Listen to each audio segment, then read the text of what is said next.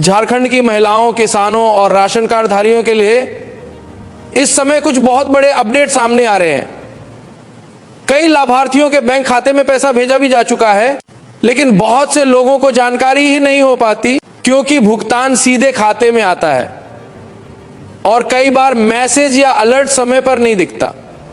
इसलिए सबसे जरूरी काम यही है कि आप अपने खाते की एंट्री जरूर मिलान कर लें, ताकि अगर राशि आ चुकी हो तो आपको तुरंत पता चल जाए और आगे की किस्तों में किसी तरह की रुकावट भी ना आए।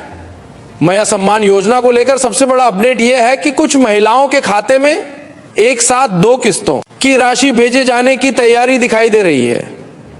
कई जगह यह चर्चा है कि जिन महिलाओं को पिछली किस्त नहीं मिली थी, उनके लिए पिछली और अगली किस्त मिलाकर एक साथ भुगतान किया जा सकता है। ऐसे मामलों में कुल राशि लगभग 5,000 रुपए तक पहुंच जाती है।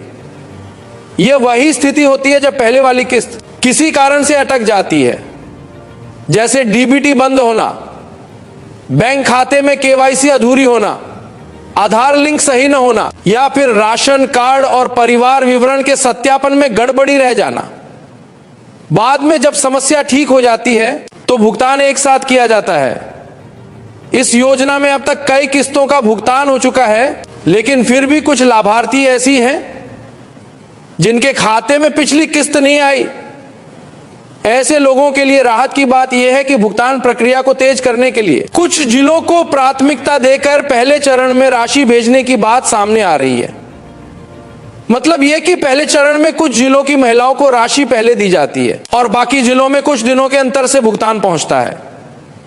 यह इसलिए होता है क्योंकि जिन जिलों में सत्यापन पहले पूरा हो जाता है, वहां से भुगतान तेजी से शुरू किया जाता है। अब एक और बहुत अहम बदलाव की बात करते हैं जो पात्रता से जुड़ा हुआ है। मैया सम्मान योजना में अब पारिवारिक वार्षिक आय को लेकर शर्त पर जोर बढ़ गया है। पहले कुछ बातें मुख्य थी, जैसे झारखंड की स्थायी निवासी होना, तय उम्र सीमा में होना, डीबीटी चालू होना, परिवार में कोई टैक्स दाता ना होना और जरूरी दस्तावेज सही होना। अब इसमें आय सीमा की शर्त को ज्यादा स्पष्ट तरीके से जोड़ा जा रहा है।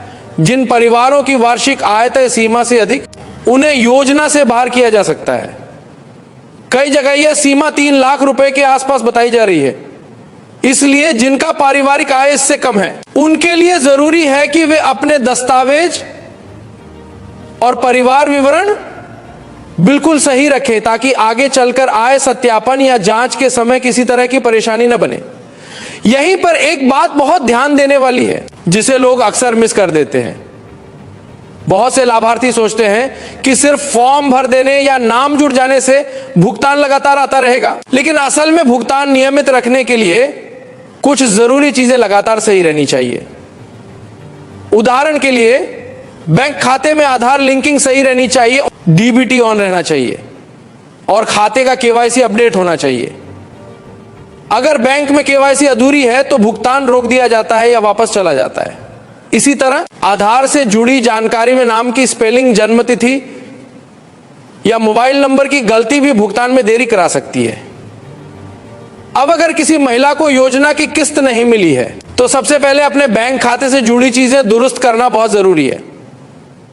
बैंक में यह सुनिश्चित होना चाहिए कि आपका आधार सही खाते से जुड़ा है, एनपीसीआई मैपिंग सही है और डीबीटी एक्टिव है। कई बार एक व्यक्ति के 2 खाते होने पर डीबीटी किसी दूसरे खाते में चला जाता है या मैपिंग गलत हो जाती है।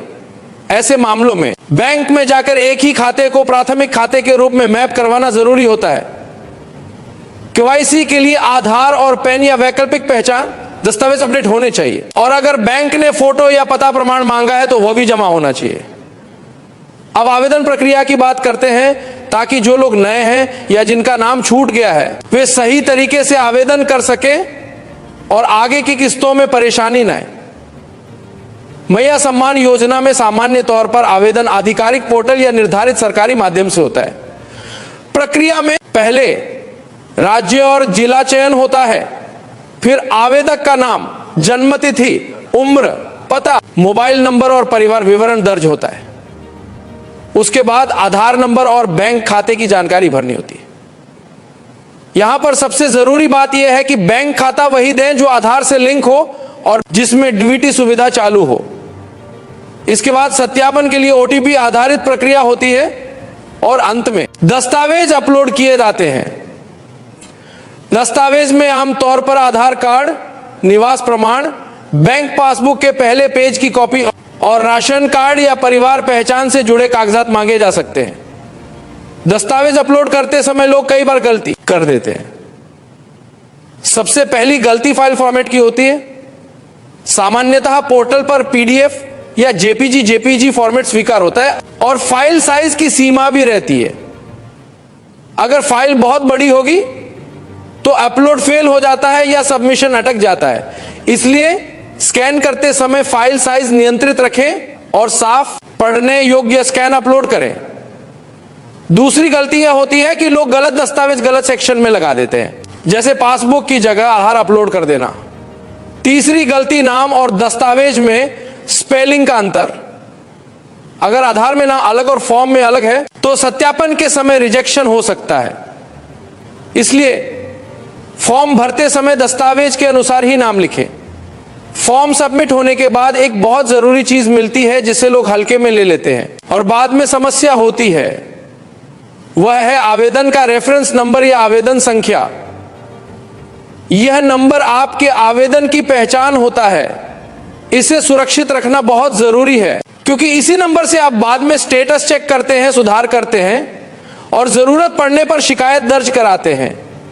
अगर रेफरेंस नंबर सेव नहीं किया तो बाद में दोबारा आवेदन खोजने में दिक्कत होती है और भुगतान में देरी हो सकती है। आवेदन के बाद सत्यापन की प्रक्रिया आती है। कई योजनाओं में ऑनलाइन आवेदन के साथ साथ स्थानीय स्तर पर भी सत्यापन होता है। कहीं ब्लॉक स्तर, कहीं पंचायत स्तर और कहीं विभागीय जांच के जरिए। इस दौरान राशन कार्ड, परिवार सूची और आय संबंधी जानकारी देखी जाती है। अगर राशन कार्ड में नाम नहीं है या परिवार विवरण में गड़बड़ी है तो आवेदन रोक दिया जाता है। इसलिए जिन महिलाओं का नाम राशन कार्ड में नहीं है उन्हें नाम जोड़ने की प्रक्रिया भी समय पर पूरी करनी चाहिए। यह कदम इसलिए जरूरी है क्योंकि कई जगह राशन कार्ड को लाभार्थी पहचान के रूप में जोड़ा जा रहा है और बिना राशन कार्ड लिंक के भुगतान में रुकावट आ सकती है। अब राशन कार्ड को लेकर भी एक बड़ी सूचना सामने आ रही है। जिनके पास राशन कार्ड नहीं है उनके लिए नए राशन कार्ड की स्वीकृति और प्रक्रिया आगे बढ़ने की बात कही जा रही है। अगर आपके पास राशन कार्ड नहीं है तो आप आवेदन कर सकते हैं, जरूरी दस्तावेज जमा कर सकते हैं और स्वीकृति के बाद आपको नियमित राशन लाभ मिल सकता है। राशन कार्ड का फायदा सिर्फ अनाज तक सीमित नहीं रहता, बल्कि कई राज्य योजनाओं में राशन कार्ड एक मुख्य दस्तावेज बन चुका है। इसलिए जिन परिवारों का कार्ड नहीं बना है उन्हें इसे प्राथमिकता पर बनवाना चाहिए। राशन वितरण को लेकर भी यह संकेत है कि अनाज के साथ कुछ अतिरिक्त सामग्री मिलने की बात की जा रही है।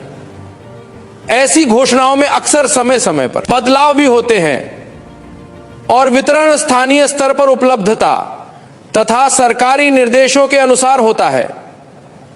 इसलिए लाभार्थियों के लिए बेहतर यही रहेगा कि वे अपनी राशन पात्रता कार्ड की स्थिति और वितरण की समय सीमा पर ध्यान रखें ताकि तय अवधि में लाभ उठाया जा सके और कोई चीज छूट न जाए।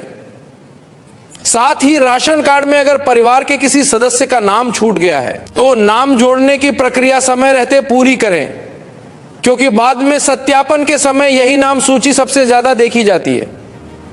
अब पीएम किसान सम्मान निधि योजना को लेकर भी चर्चा तेज है। किसानों को इस योजना में किस्तों के रूप में सहायता राशि मिलती है और अगली किस्त को लेकर अलग अलग अनुमान लगाए जाते हैं। लेकिन किसानों के लिए जरूरी यह है कि उनकी ई-केवाईसी पूरी हो, भूमि रिकॉर्ड या किसान पंजीकरण में कोई त्रुटि न हो और बैंक खाता आधार से लिंक हो। पीएम किसान में भी अक्सर भुगतान अटकने के कारण वही होते हैं, ई-केवाईसी पेंडिंग, आधार लिंकिंग समस्या, बैंक खाते का गलत विवरण या पात्रता सत्यापन में समस्या। इसलिए किसान भाई पहले से यह सुनिश्चित कर लें कि उनका ई-केवाईसी अपडेट है, आधार विवरण सही है और बैंक खाता एक्टिव है। पीएम किसान में आवेदन या सुधार की प्रक्रिया भी सामान्य तौर पर आधिकारिक माध्यम से होती है, जहां किसान का पंजीकरण होता है, आधार और मोबाइल से सत्यापन होता है, बैंक विवरण दर्ज होता है और फिर स्थिति जांच के जरिए पता चलता है कि भुगतान क्यों रुका। सुधार प्रक्रिया में बैंक खाता बदलने, नाम की स्पेलिंग सुधारने या दस्तावेज अपडेट करने जैसे विकल्प आते हैं। यहां भी रेफरेंस नंबर और पंजीकरण संख्या सुरक्षित रखना जरूरी है। कई बार जिला स्तर पर कृषि विभाग या संबंधित केंद्र पर जाकर भी सत्यापन कराना पड़ता है, खासकर तब जब भूमि रिकॉर्ड या पहचान संबंधी जांच जरूरी हो। अब वापस मैया सम्मान योजना पर आते हैं, क्योंकि यहां सबसे ज्यादा लोगों का सवाल यही है कि पैसा कब आएगा और पहले किन जिलों में जाएगा। ऐसे मामलों में सरकार अक्सर चरणबद्ध तरीके से भुगतान करती है। पहले उन जिलों को लिया जाता है जहां सत्यापन पूरा हो चुका होता है और फिर बाकी जिलों में कुछ दिन के अंतर से भुगतान जारी किया जाता है। भुगतान की समय सीमा में बैंक प्रोसेसिंग, एनपीसीआई मैपिंग और ट्रांजैक्शन बैच का असर भी होता है। इसलिए अगर किसी दिन से भुगतान शुरू होने की बात आती है तो जरूरी नहीं कि उसी दिन सबके खाते में पैसा दिखे। कई बार उसी सप्ताह या कुछ दिनों में चरणबद्ध तरीके से राशि पहुंचती है। अगर आपकी किस्त नहीं आ रही है तो घबराने की जरूरत नहीं, लेकिन आपको अपनी तरफ से कुछ जरूरी बातें तुरंत ठीक करनी चाहिए। पहला, डीबीटी और आधार लिंकिंग। दूसरा, बैंक केवाईसी और अकाउंट स्टेटस। तीसरा, राशन कार्ड और परिवार विवरण।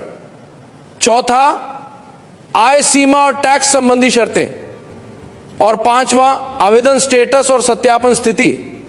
अगर इनमें से किसी भी जगह समस्या आए तो भुगतान रुक सकता है। कई लोग सिर्फ बैंक को दोष देते हैं, लेकिन असल में समस्या दस्तावेज या सत्यापन में होती है। इसलिए पूरे सिस्टम को एक साथ सही रखना जरूरी है। जिन महिलाओं को एक साथ 2 किस्तें आने की संभावना दिख रही है, उन्हें खास तौर पर यह देखना चाहिए कि कहीं पिछली किस्त किसी कारण से लंबित तो नहीं थी। अगर लंबित थी और अब सारी शर्तें पूरी हो गई हैं तो राशि एक साथ आने की संभावना बढ़ जाती है। लेकिन इसके लिए आपका खाता डीबीटी के पूरी तरह सक्षम होना चाहिए। अक्सर ट्रांजैक्शन लौटने का कारण यह होता है कि खाता बंद हो, खाता निष्क्रिय हो या डीबीटी ऑफ हो। इसलिए खाता एक्टिव रखें और अगर लंबे समय से लेन देन नहीं हुआ है तो बैंक के नियमों के अनुसार उसे अपडेट करा लें। अब एक और जरूरी बात जो लोग अक्सर भूल जाते हैं, आवेदन करते समय जो मोबाइल नंबर देते हैं वही नंबर सक्रिय रखें। कई बार ओटीपी उसी नंबर पर आता है और स्टेटस अपडेट भी उसी से जुड़ा रहता है। अगर नंबर बंद हो गया या बदल गया तो सत्यापन में दिक्कत होगी। इसलिए अगर मोबाइल नंबर बदलना जरूरी हो तो पहले उसे सही प्रक्रिया से अपडेट कराएं। इसी तरह आधार में मोबाइल नंबर अपडेट होना भी जरूरी है, क्योंकि बहुत सी सेवाओं में आधार आधारित सत्यापन होता है। अगर आप चाहते हैं कि ऐसी ही सरल और काम की जानकारी आपको लगातार मिलती रहे तो सब्सक्राइब करना याद रखिए। मैं हमेशा कोशिश करता हूं कि जो जरूरी बातें लोग मिस कर देते हैं वही साफ और आसान भाषा में समझा दूं, ताकि आपका समय भी बचे और आपका नुकसान भी ना हो। और हां, अगर आपके आसपास कोई महिला लाभार्थी या किसान भाई ऐसे हैं जिनको भुगतान का अपडेट नहीं मिल रहा, तो उन्हें भी ये जानकारी साझा कर दीजिए और कहिए कि सब्सक्राइब कर लें, ताकि आगे की हर अपडेट समय पर समझ में आती रहे। अब अंत में एक छोटी सी सलाह जो आपके काम आएगी। किसी भी सरकारी योजना में भुगतान रोकने वाली सबसे बड़ी वजहें होती हैं दस्तावेजों की गलती, सत्यापन अधूरा और बैंक आधार लिंकिंग की समस्या। इसलिए अगर आप पहले से ये तीनों चीजें सही कर लेंगे तो आपका भुगतान समय पर आने की संभावना बहुत ज्यादा बढ़ जाती है। फॉर्म भरने के बाद रेफरेंस नंबर जरूर सुरक्षित रखें, दस्तावेज साफ अपलोड करें, केवाईसी पूरा रखें और अगर कहीं ऑफलाइन सत्यापन या केवाईसी विजिट जरूरी हो तो उसे टालिए मत। कई बार एक छोटा सा विजिट आपका महीनों का भुगतान बचा देता है। अगर आपको ये गाइड उपयोगी लगी हो तो सब्सक्राइब कर लें ताकि आगे भी ऐसे ही प्रैक्टिकल और आसान अपडेट्स आपको मिलते रहे। और जो लोग पहली बार जुड़े हैं वो भी सब्सक्राइब कर लें, क्योंकि हर बार मैं वही बातें साझा करता हूं जो सीधे आपके पैसे, आपके लाभ और आपके दस्तावेजों की सुरक्षा से जुड़ी होती है। अगली अपडेट के साथ फिर मुलाकात होगी। तब तक अपने दस्तावेज और केवाईसी पूरे रखें और अपना रेफरेंस नंबर संभाल कर रखें। धन्यवाद।